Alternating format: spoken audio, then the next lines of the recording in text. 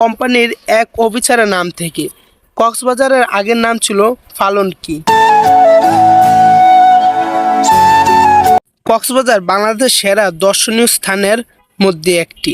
তাই ছুটির দিনগুলোতে পরিবার পরিজন নিয়ে দেশের বিভিন্ন জায়গা থেকে বহু পর্যটক ছুটে এসে এই কক্সবাজার।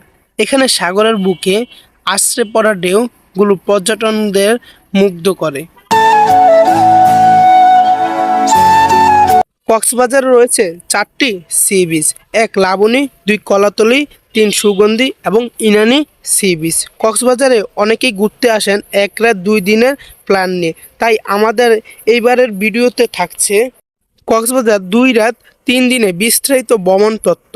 সম্পূর্ণ ভিডিও দেখলে আশা করি কক্সবাজার ভ্রমণের সকল তথ্য পেয়ে যাবেন। তো আজকের ভিডিওটা শুরু করা যাক। তো আমরা আজকে হাজীগঞ্জ থেকে বুকদাতে উঠে পড়লাম।